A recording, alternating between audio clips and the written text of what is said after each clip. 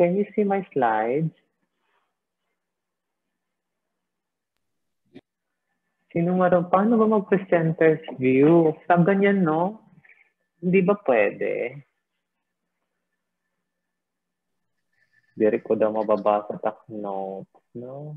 Useless yung notes.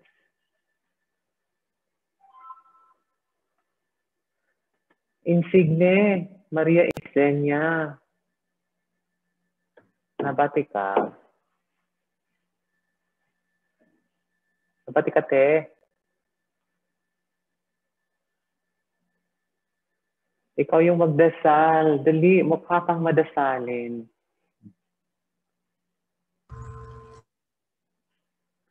Ganya.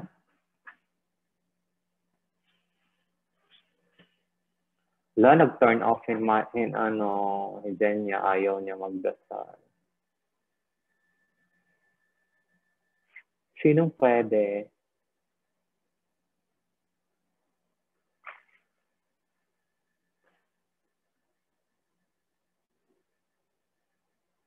Si Villa Oy Ayla Amadel. Amadel!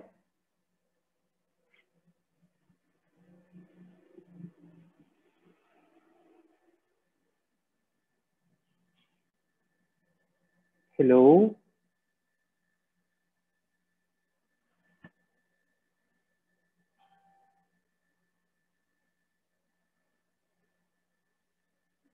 Pwede na ba tayo mag-start? Can you hear me?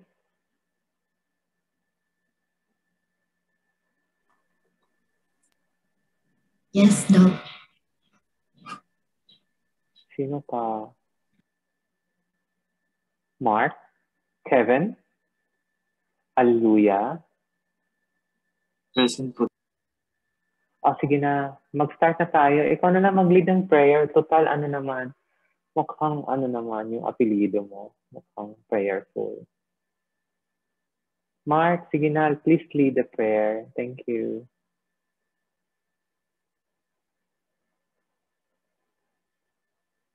Huwag ka na mahiya. Tayo-tayo lang naman. Meron bang bisita?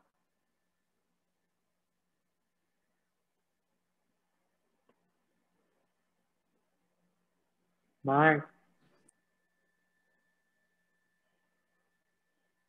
Sige na. Start na tayo.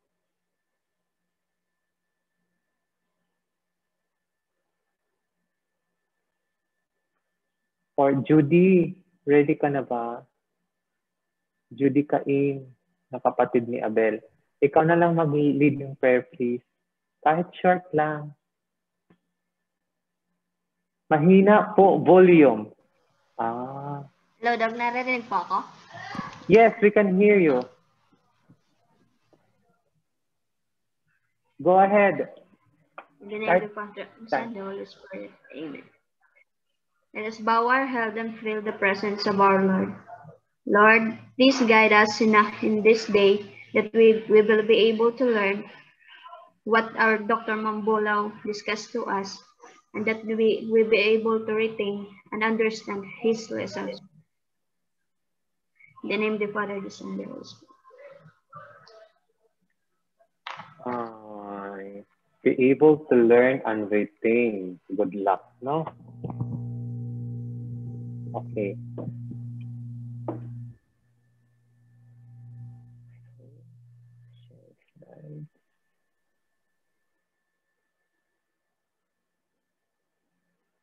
Okay, good morning everyone, and second semester, di ba? Welcome.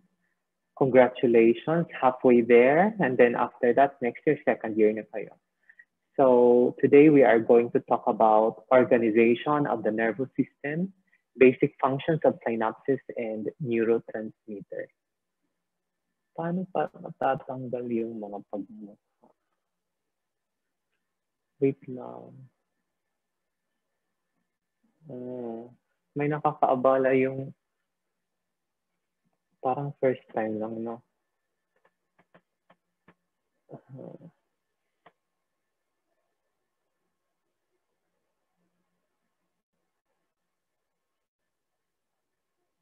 Pag nagle-lecture ako, gusto ko short lang, like 40 minutes. Kasi I think the students, yung attention span is like 30 minutes. So beyond that, wala, waste na yung time. Okay. So this is chapter 46 of your book in Gaiton. Tomorrow pala, before tayo mag-start, supposed to be my lecture tayo at 8, pero hindi ako makakapag-lecture kasi sobrang busy sa Tuesday. So mag-lecture tayo Wednesday and Monday. So on Wednesday, we will talk about chapter 48 and Monday, chapter 49. So sa exams nyo, yung tatlong chapter lang yun yung kasama. Okay? Para fair and square naman. Hindi na kasama yung chapter 47. Alright. So this is the functional unit of the central nervous system. It's made up of a neuron. We have, just a review ba, we have a cell body and then dendrites and axon.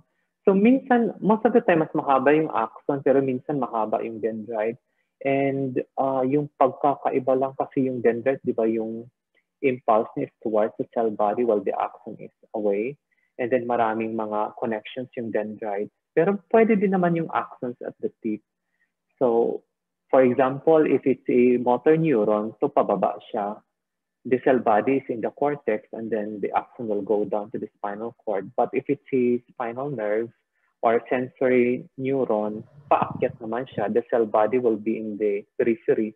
Tapos papuntang central nervous system naman yung axon niya. So the central nervous system has about 100 billion neurons, and these neurons are irreplaceable. Palagi kong sinasabi sa patients yan because unlike sa skin, pag mitosis, you can create new cells, but in the brain, central nervous system, kung 100 billion neurons nang pagmamatay yung 1 billion, wala na yun, it's irreplaceable. And that's why in cerebral infarction, which means dead na yung cell or neuron, it's irreplaceable. That's why there will be permanent damage if the patient will have stroke. So incoming signals enter this neuron through synapses. And that will be the bulk of the topic today about the synapses, not really about the entire neuron and its function, but on the synapses. A special feature of most synapses is that the signal normally passes only in a forward direction. Kasi mahirap kung hindi siya forward direction, baka yung information sabog. And that's why dapat normal lang yung, forward direction lang from the axon of the preceding neuron to dendrites and cell membranes of subsequent neurons. So there are just connections na the information will flow from one neuron to the next.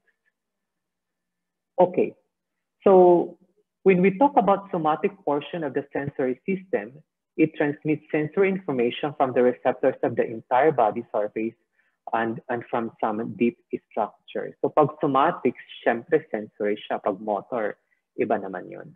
Okay, this information enters the central nervous system through peripheral nerves and is conducted immediately to multiple sensory areas like in the spinal cord level, the reticular substance of the medulla, pons, mesencephalon of the brain, the cerebellum, the thalamus, and areas of the cerebral cortex. So don't worry kasi this is just an introduction. So yung deeper explanation doon na sa next lecture. Okay? So the most important eventual role of the nervous system is to control various bodily activities.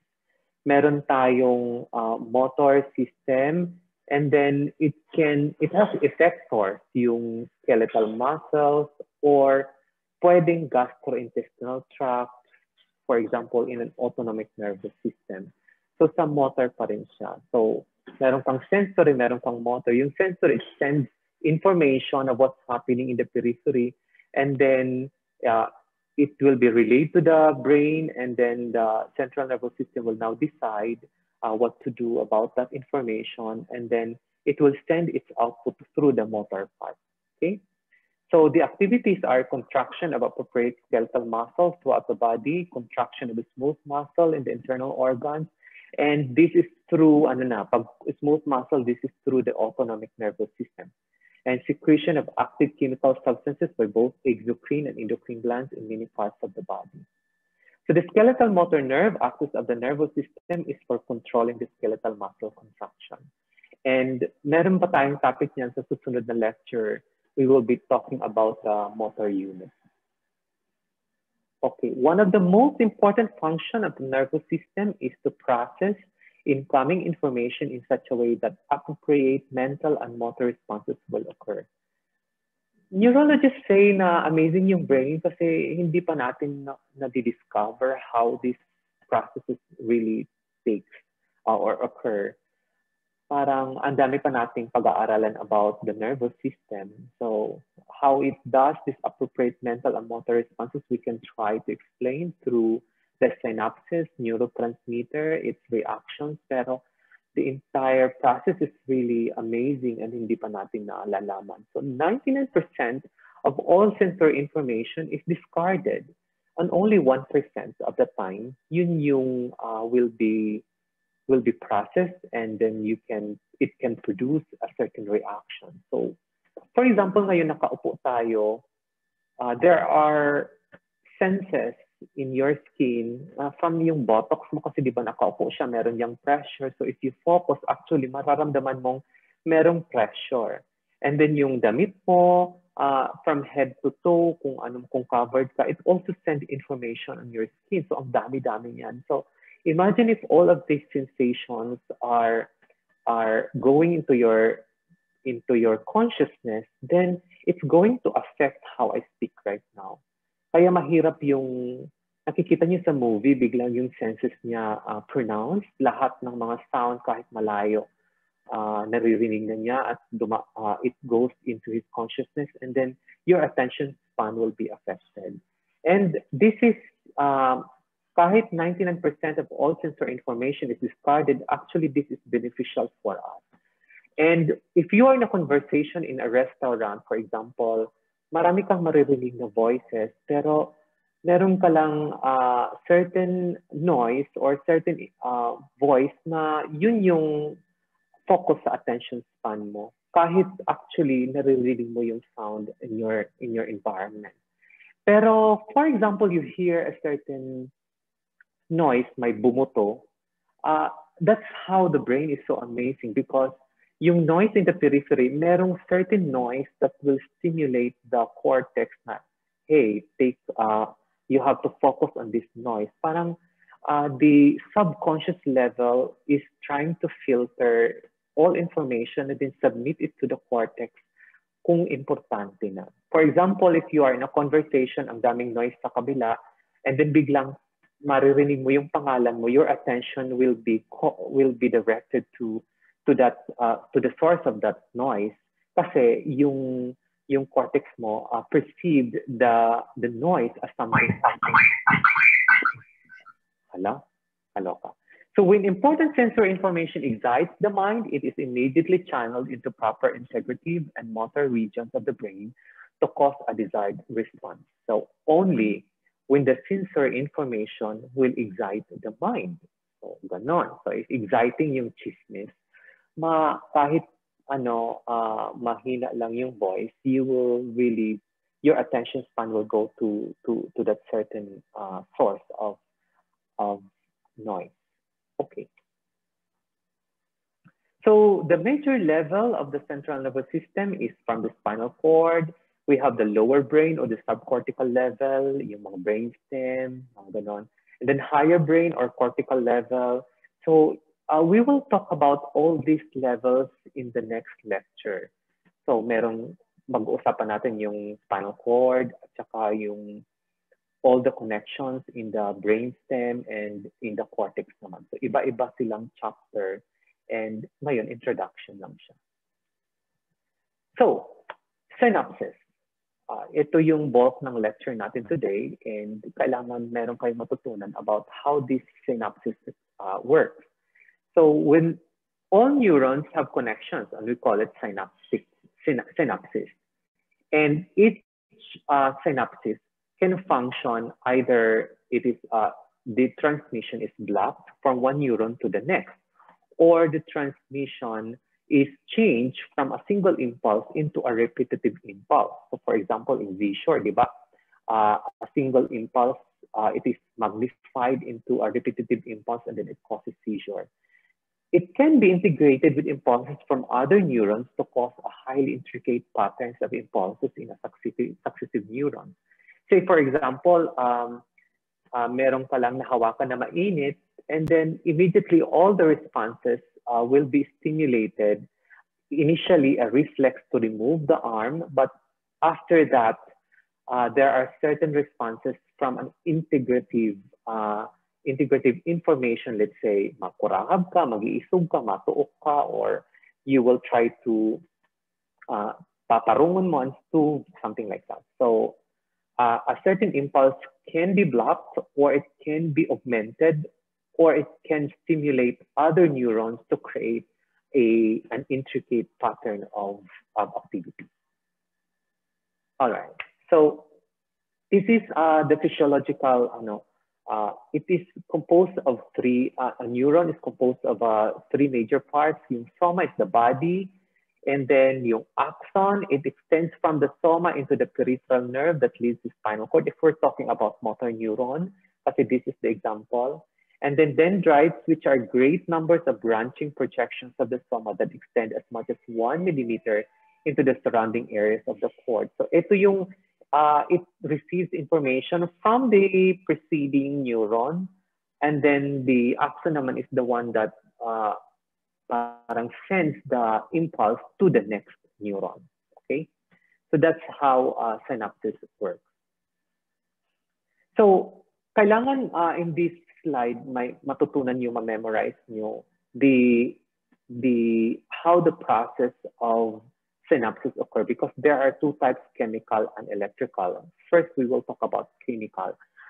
Before, I really thought that the synapses works in an electrical fashion. Kasi yung sa movies, nakikita natin mostly electricity sa neurons. Pero the synapses works mostly on chemical process, not on electrical. So commonly, most common way is through a chemical, and then least likely electrical. But it doesn't mean na chemical lang, electrical lang. There are certain synapses that works both chemical and electrical, but most of the time it is chemical. So this is how it happens. Once the action potential arrives into the presynaptic terminal, meaning at the end of the axon, we call it a presynaptic terminal. So you will have saltatory conduction, meaning the action potential arrives fast into the presynaptic terminal. What will happen if the action potential arrives at the presynaptic terminal? The calcium voltage channel will be stimulated so that the calcium will enter into the presynaptic terminal. This is an important process because the amount of or the strength of the action potential will stimulate the amount of a lot of voltage channel that will be that will open, and it will cause more calcium to enter. So the calcium, the more calcium, the more synaptic vesicle will release neurotransmitter, and more neurotransmitter, the bigger or the more stronger the impulse. So ganun yun. So importanteng malaman natin yun. So action potential arrives into the presynaptic terminal. It will cause the calcium voltage, the calcium channel to open, and then calcium enters into from the extracellular space inside the presynaptic terminal. It will go to the binding site in the synaptic vesicle. So these synaptic vesicles are just located in the presynaptic terminal. And the function of this synaptic vesicle is to contain a certain neurotransmitter inside. And while this neurotransmitter inside the synaptic vesicle, it will not create a response. But once the calcium binds to the synaptic vesicle, it will cause opening of the synaptic vesicle or release of synaptic vesicle, the release of neurotransmitter into the synaptic cleft. So take note that in a chemical reaction, the synaptic cleft is a little bit wider. And next to that is the neurotransmitter will go and bind to certain receptors in the postsynaptic terminal. And there are two types of receptors, the ionotropic receptor and the metabotropic receptor. So when we stimulate the ionotropic receptor, it will cause opening of a certain channel so that ions will enter into the postsynaptic terminal. It can either be entry of sodium or exit of potassium, or it can be also entry of chloride ion, so either an ion or cation.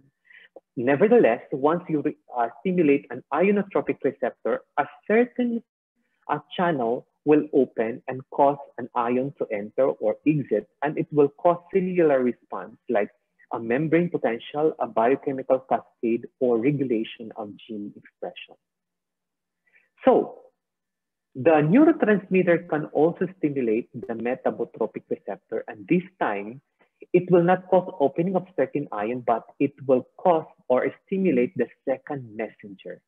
Okay, so these are the big difference between the two. Ionotropic receptor, it opens, it allows opening of an ion channel, and ions will enter into the postsynaptic terminal. Whereas if the neurotransmitter binds or stimulates into the metabotropic receptor, it will stimulate a second messenger. So stimulation of ionotropic receptor causes a reaction to this fleeting, meaning as ano lang siya, a few milliseconds, sobrang bilis lang. And then after a few milliseconds, the neurotransmitter will be released from the receptor, and then the ion channel will close immediately. So the cellular response will cease, okay? It will stop.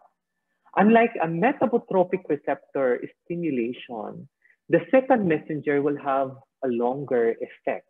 It sometimes lasts for a few hours to even a month. So a good example here is production of a certain memory. For example, ano ba yung breakfast mo this morning? And sometimes it will stimulate a certain neuron and causes that memory. It will last for a certain hour, but it can last for a few months. So you can remember your breakfast only up to tomorrow, or you can still remember that after a month. But once the second messenger response have ceased, then that memory will also be wiped away. So that's why some memories mawawala na siya after 1 month, because the second messenger na nadidissolve na rin. So going back to the neurotransmitter, once it is released in the synaptic cleft and stimulates either ionotropic receptor or metabotropic receptor, this neurotransmitter will be absorbed back into the presynaptic terminal. We call it reuptake.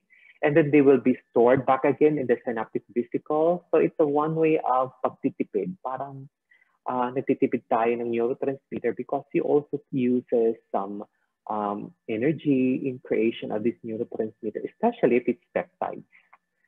Okay, so just to read what I wrote, chemical synapses always transmit the signals in one direction, that is from the neuron that secretes the neurotransmitter called the presynaptic neuron to the neuron on which the transmitter acts called the postsynaptic neuron. So kailangan memorize nyo yung pagkakasunod-sunod because it will come out in your exam, even in your board exam. So action potential arrives to the presynaptic terminal, then stimulation of calcium channels, then calcium enters into the presynaptic terminal. It will stimulate the synaptic vesicle to release neurotransmitter.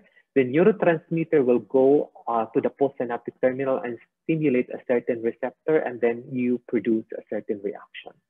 So wag yung pagpapalit-palitin. So for example, which of the following is true? First, action potential arrives, release of synaptic vesicle, and then stimulation of receptors, and then entry of calcium channels. So wrong na yon. So minsan pagpapalit-palitin yung arrangement. So kailangan alam nyo yung pagkakasunod-sunod of a chemical synapse process. Okay? So let's try to understand this chemical process with some abnormality. There is a disease we call it, ano ba yan? Lambert-Eaton. It's a genetic abnormality. It's a problem wherein the calcium channels will be affected. And so even if there is an action potential that arrives, the calcium channel will not open. And so the acetylcholine, which is a type of neurotransmitter in the synaptic vesicle, will not be released. So it will cause abnormality in motor function. Another abnormality is if you are infected with Clostridium botulinum. So it's a form of bacteria, it will produce a botulinum toxin. It will affect the calcium upon its stimulation of the synaptic vesicle. So calcium still enter, but the calcium will not bind to the synaptic vesicle to cause a release of a neurotransmitter. So what will happen is there will be flaccid paralysis. This is opposite to Clostridium tetanus, because the tetanus toxin now will also affect the calcium binding in the synaptic vesicle, but meaning the calcium will still enter into the presynaptic terminal, but it affects how the calcium binds to the synaptic vesicle. However, the type of neurotransmitters that are affected are inhibitory neurons. The type of neurons that are affected in tetanus are inhibitory neurons. And so what will happen is there will be no inhibitions, kaya ang nangyayari is spastic paralysis. So ganun siya. All right? So these are examples of abnormalities that can happen if the pathway of the chemical response is affected. Okay, electrical impulse is another type. The cytoplasms of adjacent cells are directly connected by clusters of ion channels called gap junctions. And take note, the intercellular gap is narrower as compared to a chemical synapse. So these allow a free movement of ions from the interior of one cell to the interior of the next cell. So wala nang mga other events. So action potential arise into the presynaptic terminal, and then it will stimulate these channels, gap junctions, to open and then allow entry of ions and causes the reaction in the postsynaptic terminal. So simply lang si electrical. And minimal, there are only a few neurons that act on electrical synapse. Most of the time, it's a chemical synapse process. Okay, so I have been talking about metaboreceptors. This is the type wherein the neurotransmitter stimulates this receptor and activates in a second messenger system or response. And ito yung sinasabi ko na mas longer yung effect niya, like a few hours to a few months. Unlike pag ionotropic receptor, few milliseconds lang yung response, yung effect. So let's talk about this more deeply. So when we say second messenger, I hope I cannot point kasi I don't have a pointer. So try to focus your eye on the G protein. It's on your left lower. It's a picture which is composed of a 3 subunit, the alpha subunit, the gamma and the beta subunit. That is a G protein. And then the alpha subunit is attached to a JDP, guanosine diphosphate. So while JDP is attached to alpha subunit or to this G protein, that G protein, which is the second messenger, is in an inactive form. So inactive siya, not active, pag attached yung JDP. So when the neurotransmitter arrives or stimulates the protein, the metaboreceptor protein in the postsynaptic vesicle, then postsynaptic cleft, what will happen is it will cause a transformational change of the G protein, wherein the beta and the gamma will be attached to the receptor protein, and the alpha will separate from the beta and the gamma subunits, and then the alpha subunit will be the GDP will be converted to JTP, guanosine triphosphate. So this time it is now in an active form, and it can now take either of the 4 effects. 1 is opening a potassium channel, or 2, it can activate a membrane enzyme converting ATP to cyclic AMP or JDP to cyclic GMP. Or 3rd, it can activate 1 or more intracellular enzyme and then cause a specific cellular chemical activator. Or 4th, it can activate a gene transcription, meaning proteins and structural changes inside the cell. So either of these 4 manifestations, the effect will be longer as compared to stimulation of ionotropic receptor. So active form is once the alpha subunit of the G protein is separated from the beta and the gamma, and it is separated from, and the GDP is converted to GTP. So that's an active form.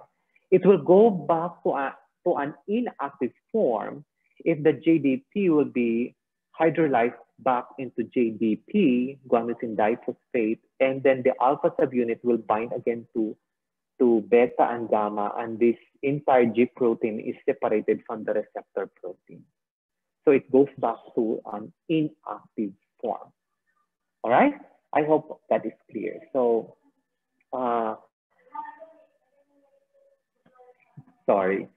So chemical functions, there are small molecule, or if we talk about neurotransmitter, we've been talking about synaptic vesicle, and it contains a neurotransmitter. There are two types. One is a small molecule or rapidly acting transmitter, meaning to say, maliit siya pero sobrang bilis ng reaction, whereas neuropeptide are bigger and it's more difficult to create, and slowly acting transmitter or growth factor. So let's see what types of examples. These are the type of small molecules, slow, fast acting neurotransmitter. We have class 1 acetylcholine. Wait lang.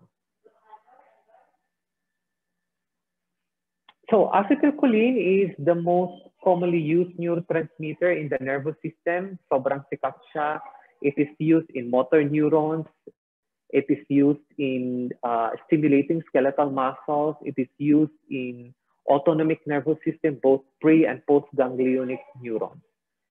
Norepinephrine and epinephrine, naririnig natin siya. We will talk about more about norepinephrine and epinephrine in autonomic nervous system. It's another chapter, it's another discussion. So, mas maiintindihan nyo yung benefit ng acetylcholine and norepinephrine and epinephrine. Dopamine, mas sikat siya as being released in the substantia nigra, and there is a certain disease wherein if the substantia nigra is not producing dopamine, it can cause a certain disease, and you will learn that once you go into internal medicine or neurology. Serotonin is a neurotransmitter that is more correlated with sleep or mood, parang ganon. So siya yung neurotransmitter for that.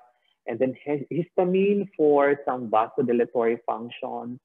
And then GABA, these are amino acids, glycine used in the cortex. Glycine is more on the spinal cord, while glutamate is more on the cerebral cortex. And then nitric oxide, also for memory, as well as yung mood ng isang pasyente. So these are neurotransmitters. So either of these neurotransmitters are released, it will cause a certain specific activity, either inhibition or activation of a certain neuron. Okay, so these are peptides. These are bigger molecules, but longer naman yung effect niya. So kilala niyo siya, mas makikilala niyo sila once you talk about GI tract as well as in the endocrine portion of physiology. We have thyrotropin releasing hormones, somatostatin. These are more of in the GI tract, and then adrenocorticotropic hormones. Marami yan sila. So vasopressin, which is an antidiuretic hormone, oxytocin, saan ba yan? Sa contraction ng uterus, at marami pang iba. Insulin, glucagon, sobrang sikat yan in diabetes. Angiotensin 2, you can connect that with the renin-angiotensin aldosterone system, and then bradykinin is more of a vasodilation. All right, so these are peptides. So excitatory, meaning to say a certain activity or stimulation of the postsynaptic neuron can either be excitatory or inhibitory. So pag excitatory, meaning to say the ionotropic receptor cause an opening at the sodium channels and allow a large numbers of positive electrical charges to flow to the interior of the postsynaptic cell, or it can depress the conduction of chloride or potassium channel, or both. So excitatory, meaning sodium entry, or closure or prevention of chloride and potassium ions. Okay? So, ganun siya. Pag inhibition naman, this is opening, opposite siya ng excitatory, opening of chloride ions and then increase of potassium ions.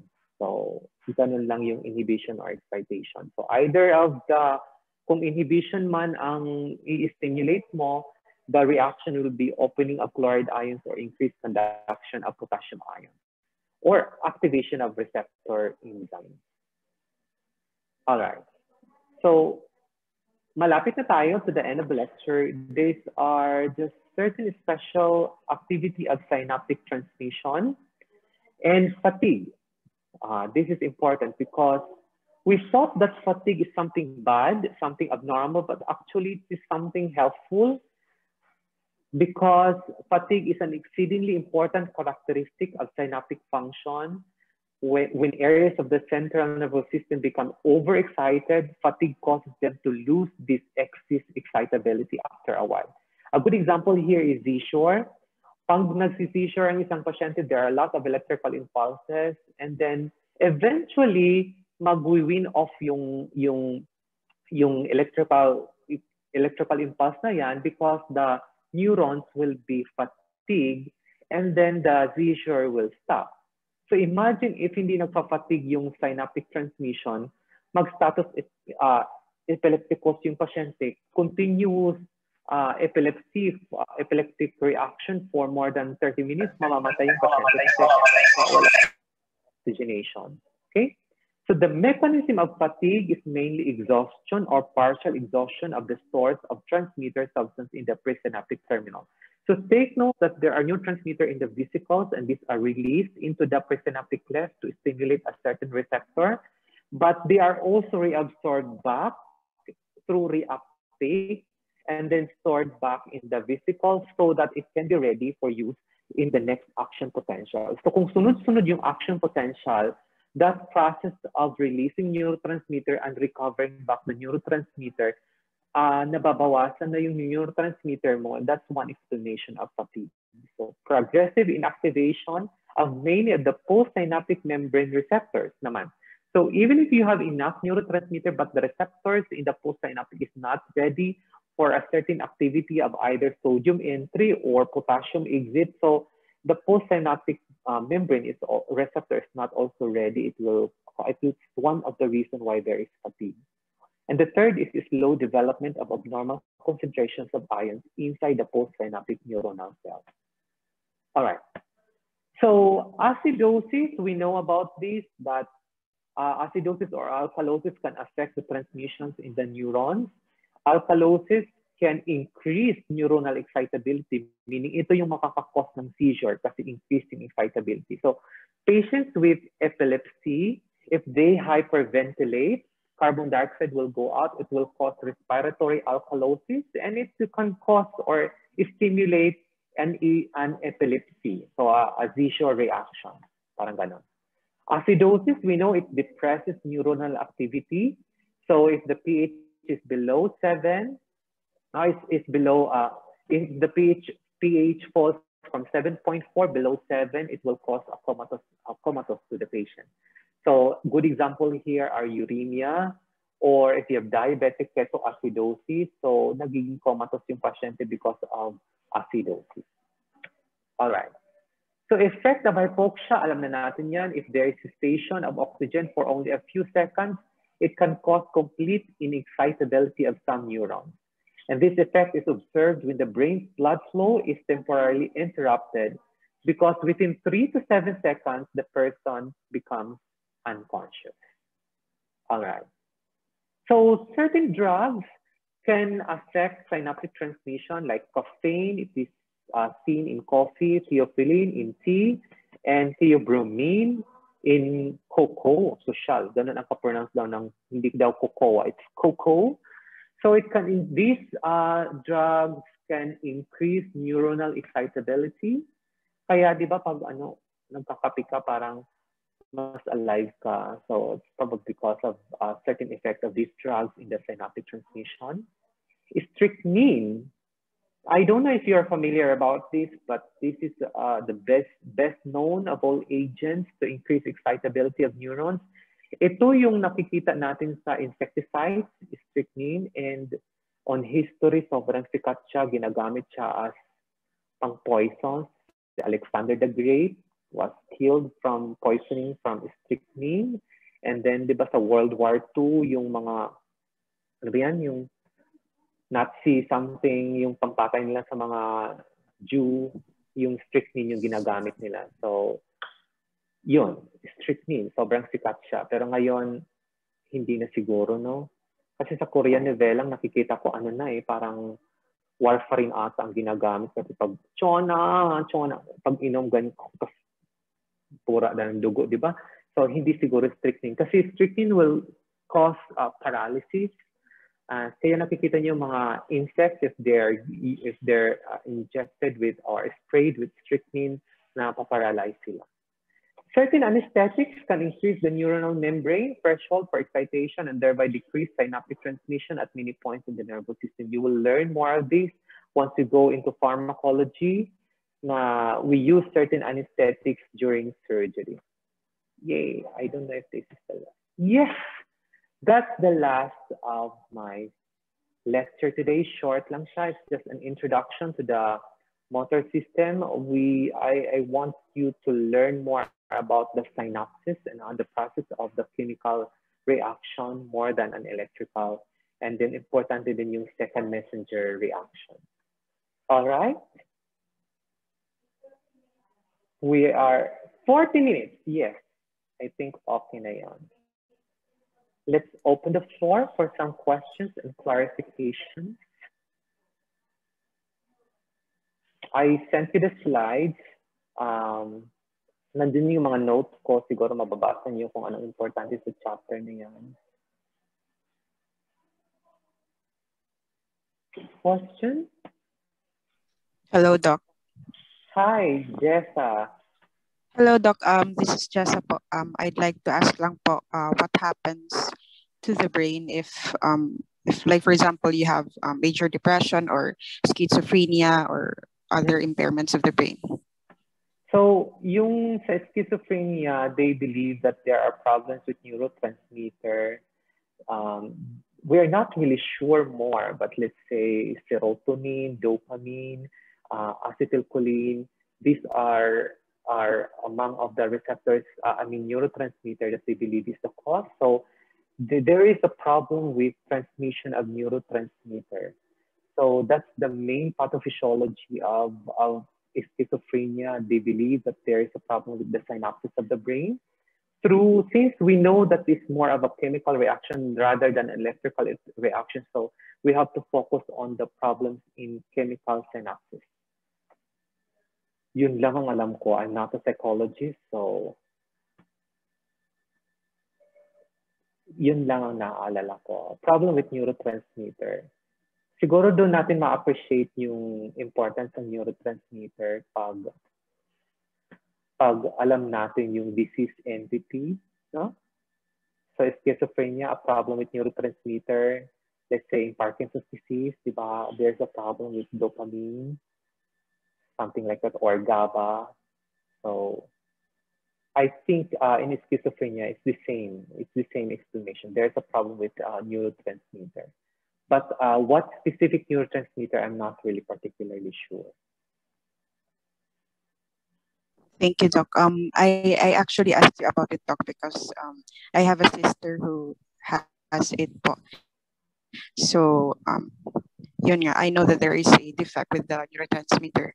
There's a defect with it, so that's why I asked you about it. Kaya patients, di ba, they are directed to a certain neurotransmitter. Pero alam nyo, hindi pa rin ganun ka-robust yung study about this eh.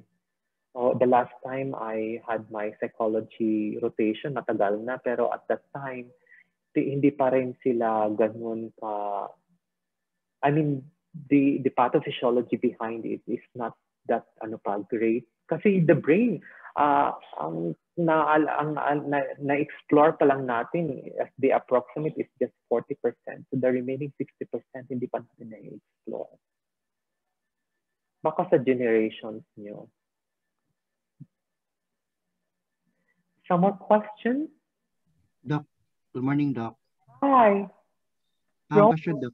After the release of, after the binding of neurotransmitters, Doc, to the postsynaptic cleft, Doc, where does the neurotransmitter goes? Is it reabsorbed, catalyzed, or what do you call this? Question. That is a good question. Actually, I have to talk about how acetylcholine is reabsorbed or catalyzed in the next lecture that would be discussed in autonomic nervous system.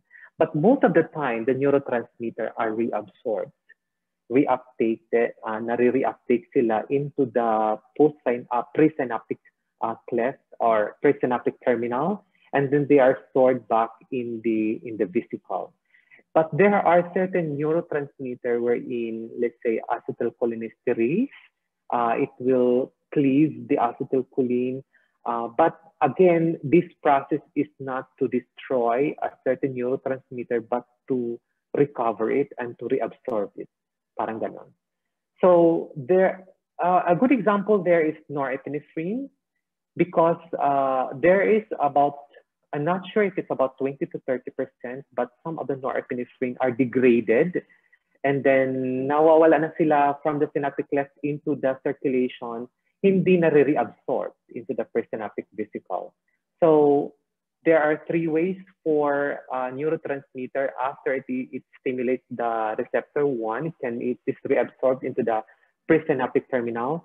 Two, it is degraded, na-destroy siya. Or third, there are certain enzymatic reactions that it is converted to another molecule, something like that. Another question, Doc. So, yes, go. Clarify ko lang, Doc. Di ba you said, Doc, coffee is an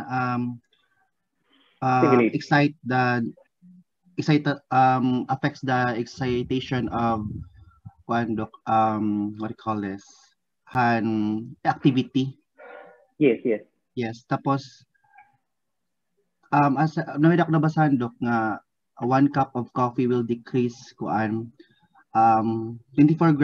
grams of calcium in your body. Does it affect the neurotransmitter activity of the calcium channels in the presynaptic cleft? So,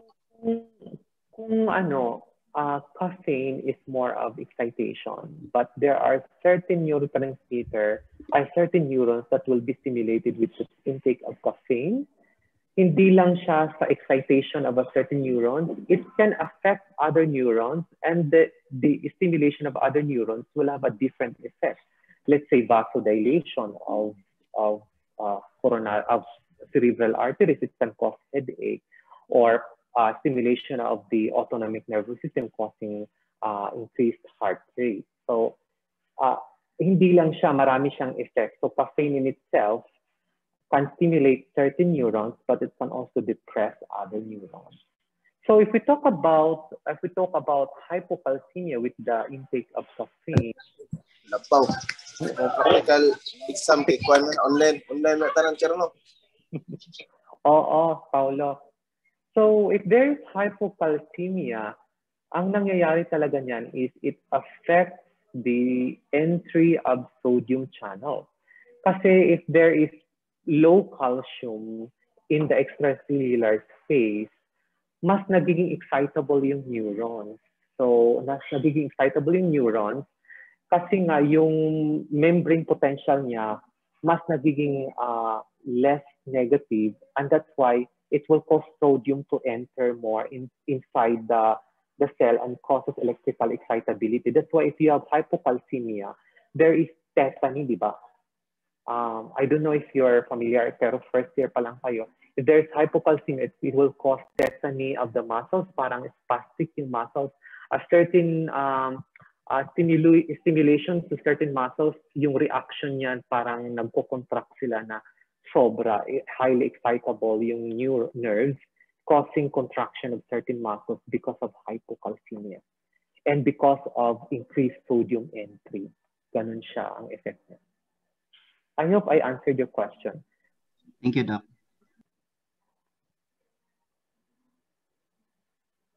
questions? Synapses pa lang, parang na-provoke na yung brain nyo. Paano pa kaya kung sa susunod na topic nyo, pahirap ng pahirap? Mahirap kaya ang neurology?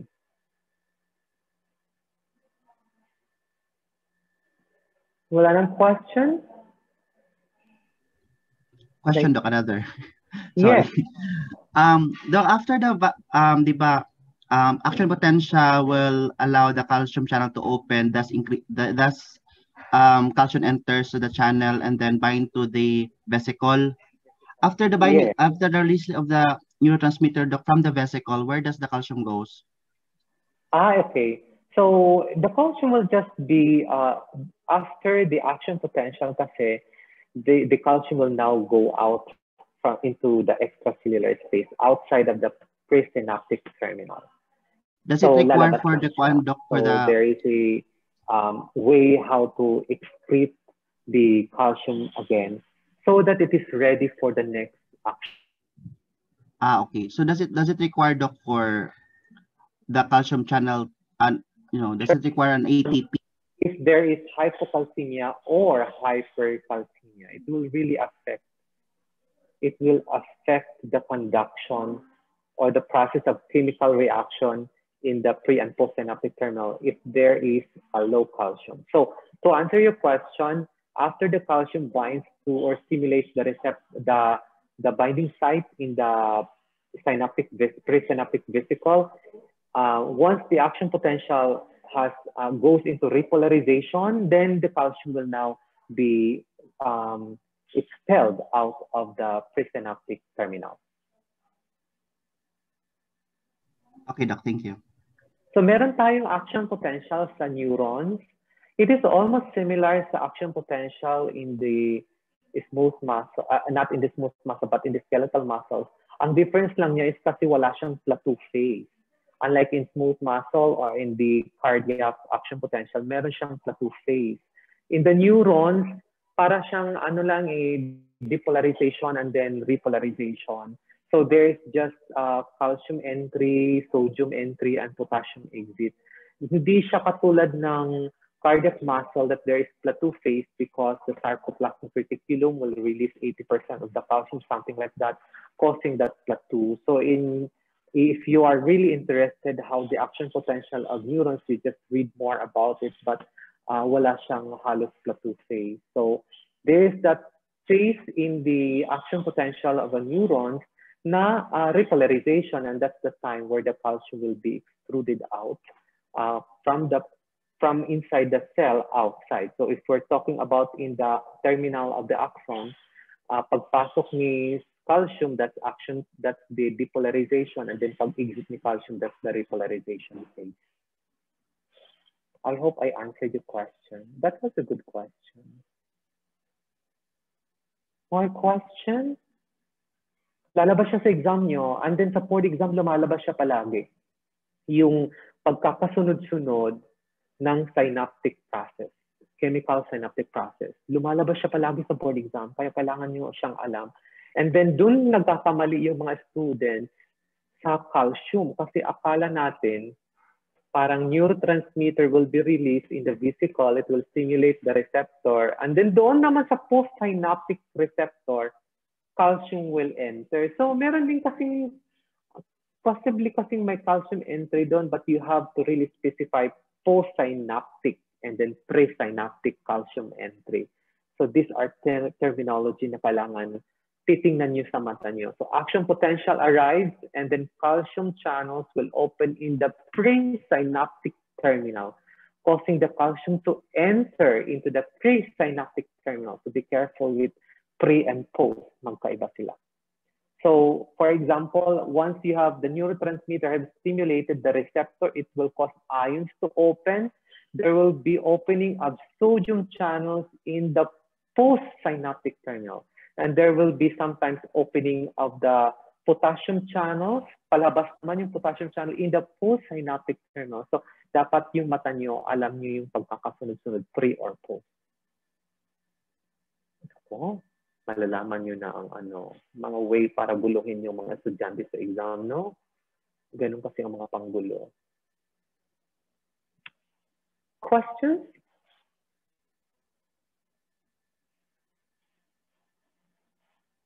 There are none. Wala tayong lecture tomorrow, guys. Sorry. So, anyway, magsaya din kayo kasi at least nabawasan kayo ng isang chapter. At tingin ko naman parang yung chapter 47, parang, anyway. So we will lecture on Wednesday. I'll see you on Wednesday, 10 to 11. And then Monday next week, 10 to 11. Kasi may clinic ako pag Tuesday. Sorry guys, kailangan din hanap buhay. Okay, kung wala ng questions, thank you very much. Good morning. Have a nice day. Bye-bye. Thank you, Doc. Thank you, Doc. Thank you, Doc. Thank you, Doc. Thank you, Doc. Thank you, Doc. Thank you, Doc. Thank you, Doc. Bye. Bye. Thank you po, Doc. Thank you, Doc.